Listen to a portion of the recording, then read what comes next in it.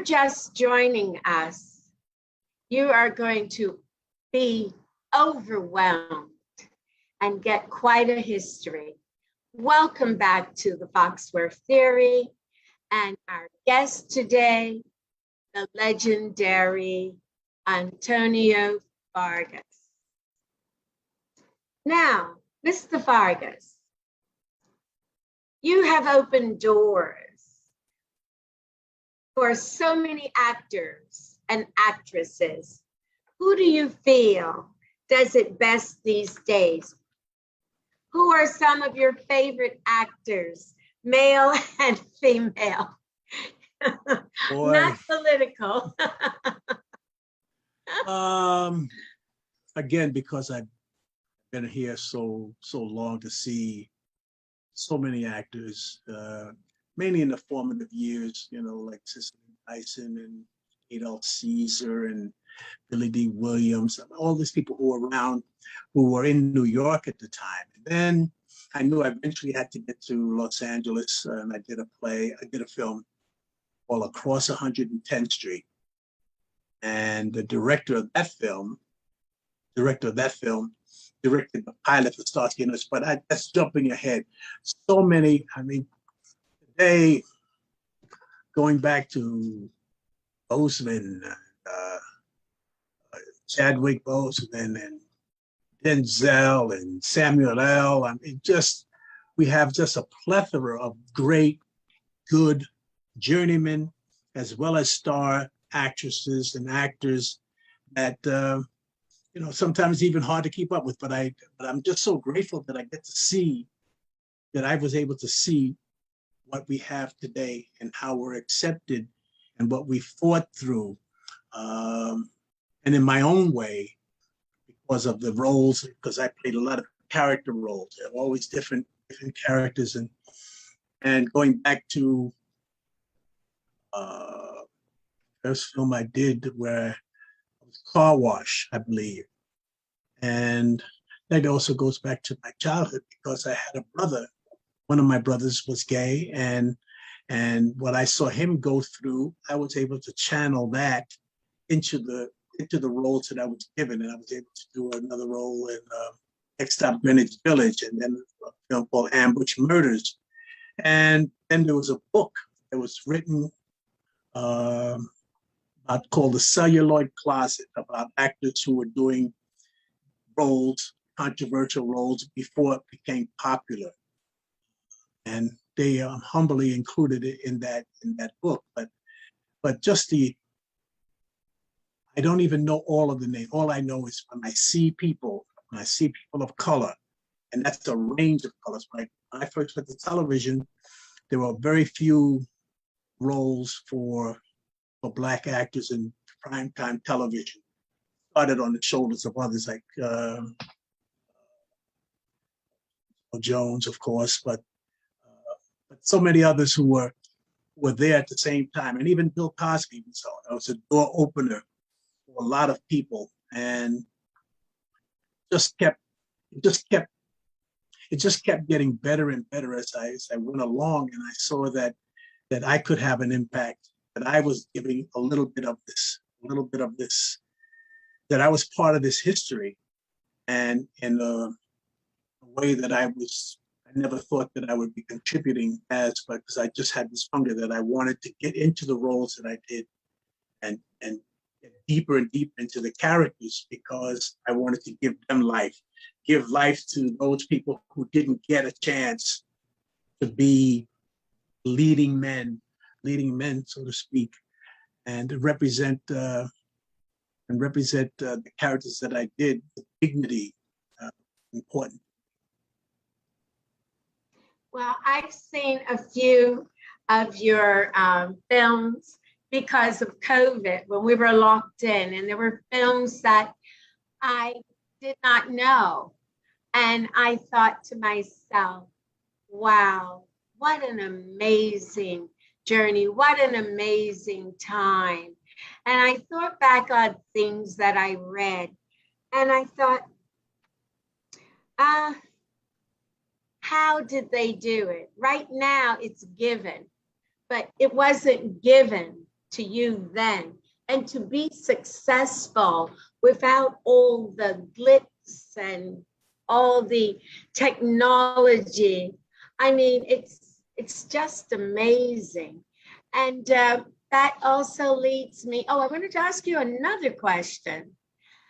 Did you ever meet any of our new actors and actresses? I'm not talking about Denzel Washington, but you know, the sons and daughters of some of our great uh, actors and actresses that led the way during the time that you were, you know, going forward and paving the way. Marla Gibbs, her daughter. Um, that was one. But again, a lot of the people that we're talking about, a lot of the actors and artists that I work with and experience, you know, again, I'm 75, so Wow. so we are, you know, we're very few left in the class. Um, so to see when I see a young person or whose father or mother has been in the business or is related to someone in the business, just gives me a lot of hope because it is on the shoulders of the young. We're passing this on to them, and I hope what we pass on to them gives them the strength to do the same thing. I'd say if I'm helping someone, and I also ask them who are they helping, and so it's important to keep passing that baton, the baton of hope. And like you, when I was locked down in COVID, I watched a lot of YouTube. I would get lost on YouTube with the music and all the films and the scenes that I could just watch and to say, wow, you know, craft, singers, especially. I mean, all the artists that's right there because this technology can give it to you. And so I get fulfilled just by letting go. Not only watch just my stuff. I don't watch and I say, I never used to watch my own stuff. I just want to get it out there and leave it alone. I guess I'm so I'm not critical, but technical. I always try to redo something.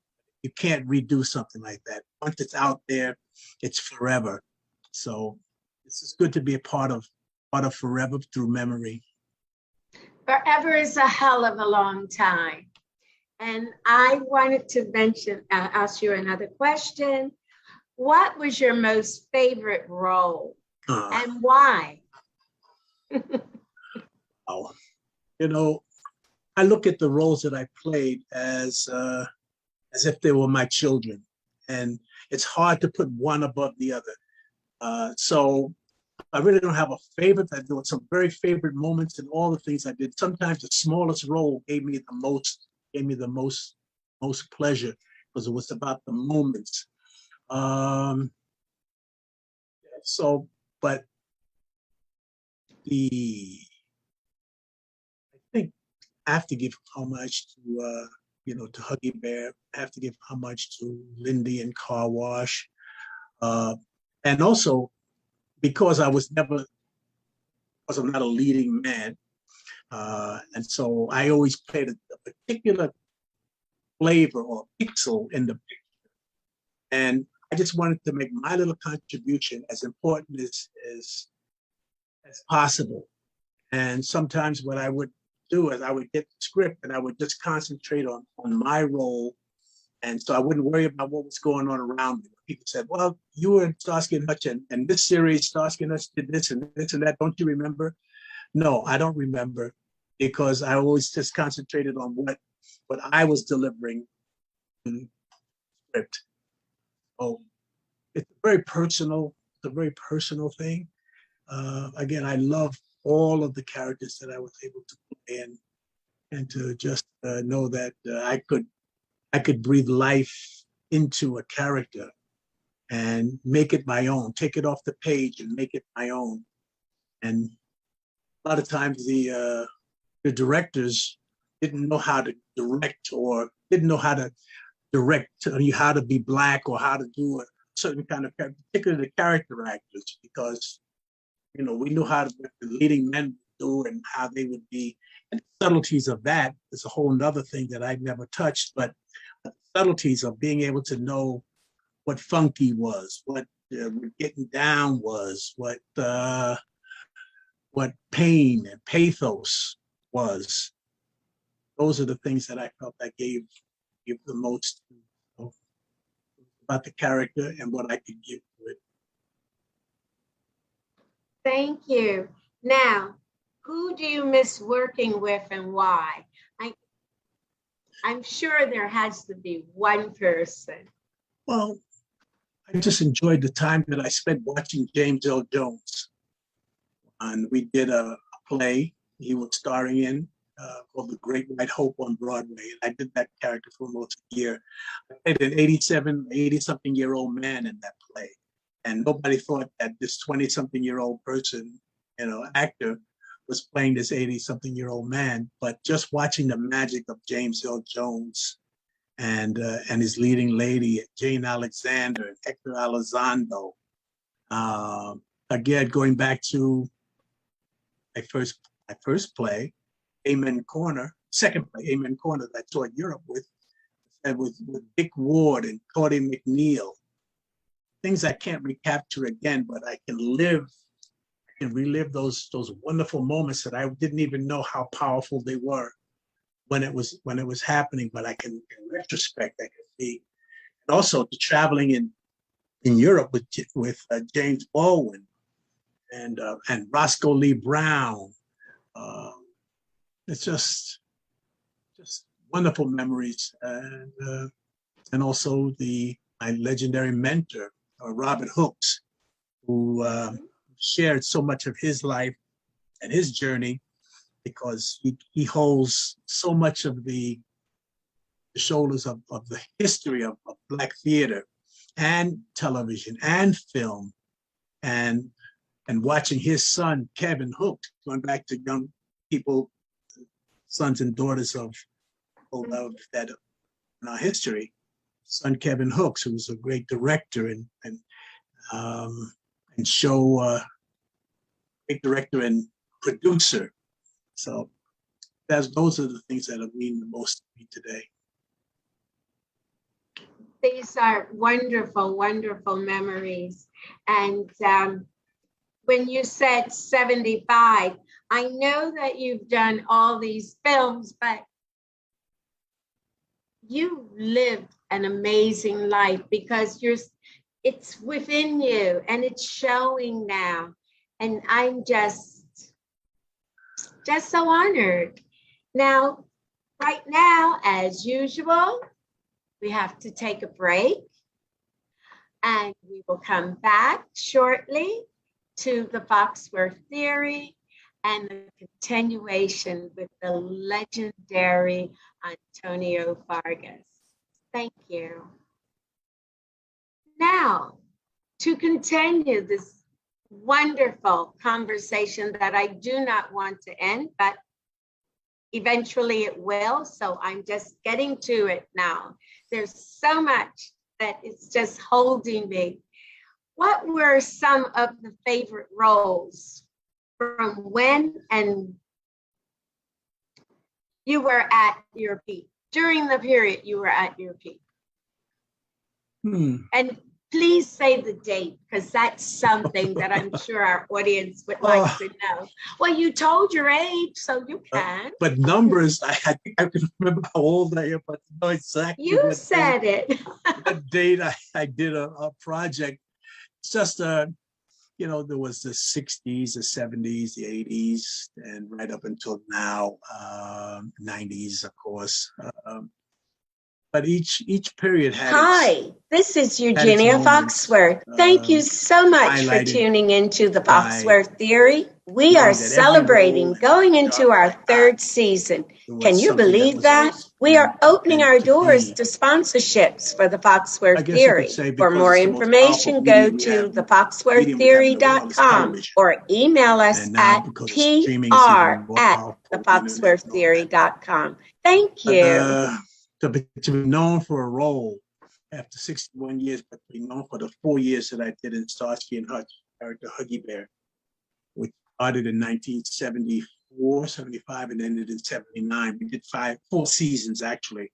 And it seemed like it went on forever, but to be syndicated in over hundreds of countries and to go around the world and see where I'm known in Italy, Germany, Greece, wherever, on the continent, in Africa, African continent, the motherland, the Caribbean, and to be known for that. But now all of the roles, because everything is on streaming now. So my whole life experience can be, if you wanted to have spend time with Antonio Fargas, you just have to look up what the roles that I did, and you can pretty much capture or spend some time with on that journey. But like I spend on the journey with my fellow actors. I can't say exactly. I know theater has been a most important part because theater is the well where it all starts from. Before there was anything film or television, there was theater. So theater is very dear to my heart. Time that I spent on stage, and mostly in New York, and then also around the country, and then also in Europe. During the play that I did at the Edinburgh Festival, Amen Corner, the producer of the Beatles, Brian Epstein, saw the play, heard about the play in Edinburgh, and invited us back to play on the West End in the theater that he had purchased, or the Savile Theater. So at 19, I was playing on the West End in London. That was the time when the Beatles came out with their movie Help. So that was a precious time. And then also, of course, in New York, theater, and then again going back to Europe and being in a play, the August Wilson play, Ma Rainey's Black Bottom, in Manchester, England, and toured all over England with another play called The Blues Brothers, where I did Cab Calloway role. Just so many precious memories of this journey that wish we had more time. We could even share more, but the time that I'm spending with you and just in going through this, and I just want to thank you, number one, for having the courage and the foresight to join the podcast world, and to be with you. It's an inaugural show is creating another precious memory, and I thank you so much for all you've given. And I thank you because this is a gift to me from you. But we all love Starsky and Hutch. I mean, I'm sure everybody called you Huggy Bear, but how did you get that role? Let's see. Again, I heard about a film that we're casting in New York, and in New York, we were such a tight family of actors that if you went up for a role and you had friends you knew about, if you didn't get the role, then you hoped that your friend would get it. And so I met with some friends, and we went down for a film about called Across 110th Street. And the director of that film, his name was Barry Shear. It was with Anthony Quinn, Yaphet Kotto, and wonderful actors, and my friend Ed Bernard, and wonderful actors. So I did that film, and then I knew I had to get to LA, because if I wanted to continue in film, that I would have to move to Los Angeles. So I got a role in a play at first, Dream on Monkey Mountain, and I came out and did that play, and then I also did a film called Cleopatra Jones.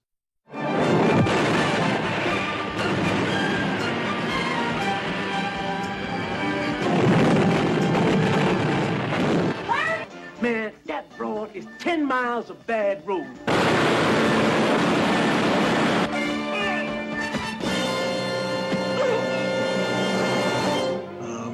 counter-adoption. And then I came back to New York, and then I heard about I went to LA, stayed, and I was hungry and looking for a phone call or something from my agent.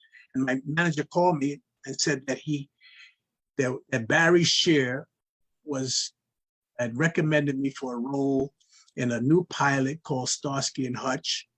And he also recommended Dick Ward, who was in Amen Corner with me, but also was in Cross 110th Street with me. And so I got the role of Huggy Bear because Barry Shear recommended me to Spelling and Goldberg. He also recommended my fellow actor, Dick Ward, who played the boss in the black boss of Harlem in the Cross 110th Street. So we both got the pilot. So the rest is history, but things have changed though. Dick Ward was replaced by another actor, and Bernie Hamilton was the actor that he replaced Dick Ward. And so we enjoyed 4 years, but it was because of relationship, because of someone recommended me that I got the role of Huggy Bear.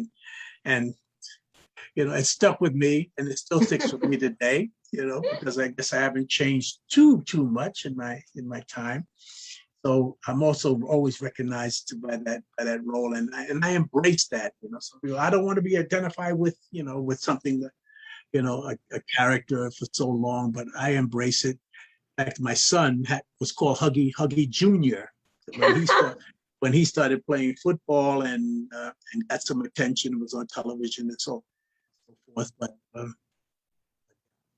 I got the role of Huggy Bear, and 4 years later, and 45, I think we've been off the air almost for 43 years now. Wow. And we're still talking about Huggy Bear, and I'm grateful for that. Yes, it's a classic. It's a classic. Now, how has Hollywood changed in reference to respect for Black and brown actors and actresses? Have things really changed? Are we getting roles and being paid as equal, especially women? I think you can say that when I was doing television, the minority slot was almost exclusively for African American men, and then women, and then Hispanics were, but as time passed, you can look around, and if anybody would say, you look at Hollywood today, you'd say, we don't have any problems. Look at all of the mixtures and the I call it the latte kids are taking over the world, taking over the television, mixed race, mixed everything, and so it's a wonderful time with the demand for product that's out there today. There's almost, but the respect for the craft is what I'm really concerned about, is that we have a respect, because people think you can just walk off the street and do these things, and some people have done that. I didn't have any experience. I just walked off the street out of the projects and was on a dream.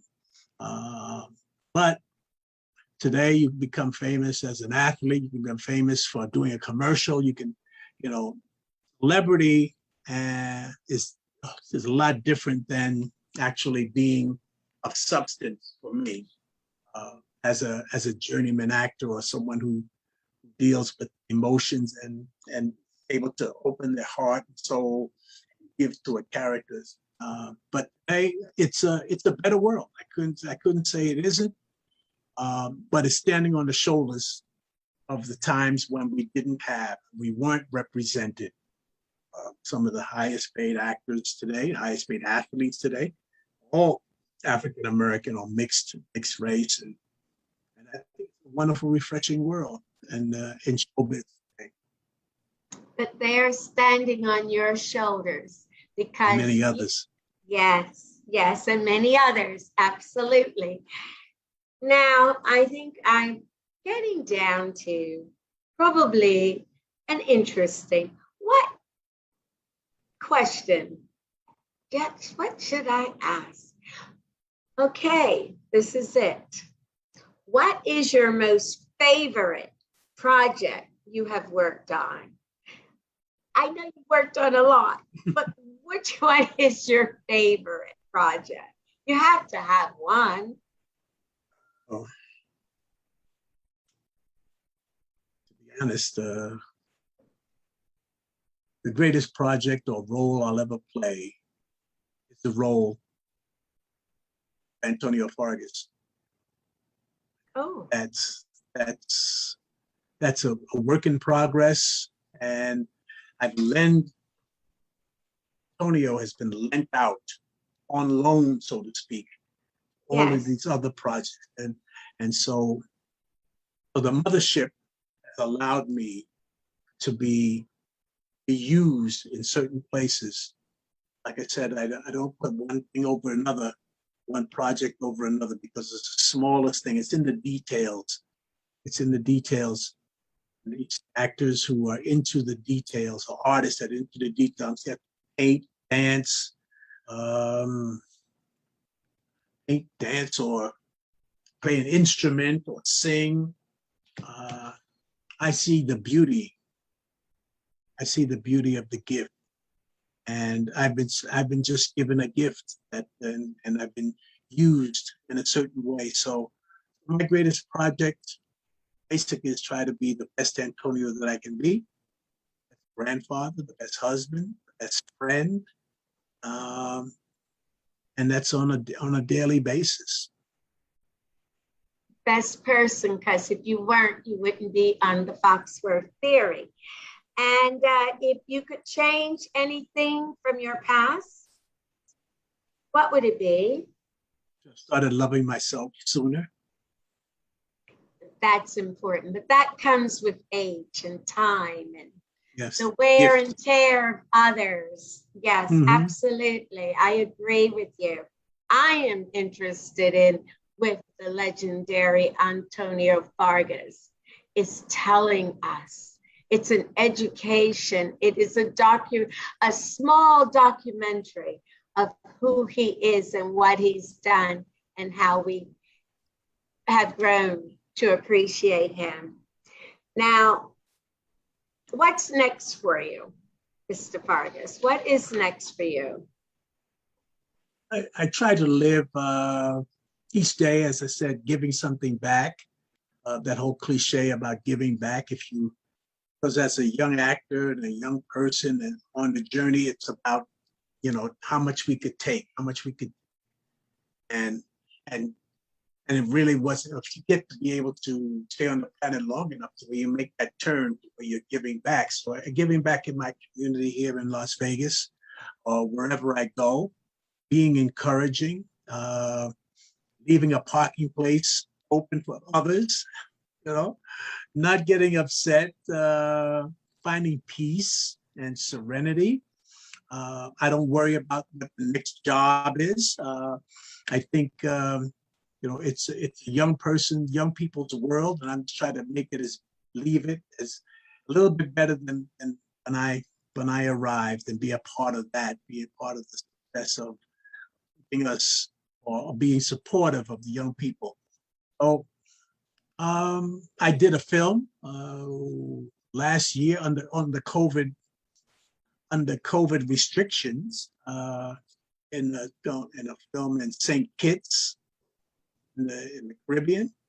I think that's going to be released soon. And the year before that, I did another film in England. So that's the last major projects that I've done. And again, I just know that the sun comes up tomorrow, and I'll always have some opportunity to be the best I can be and lend myself to hopefully to another project if that's what it calls for. Well, I think it's been a marvelous visit. I don't even call it a podcast. This was a visit. And the only thing missing is the food around the table and our sitting down. So, So what I would like to ask you is this.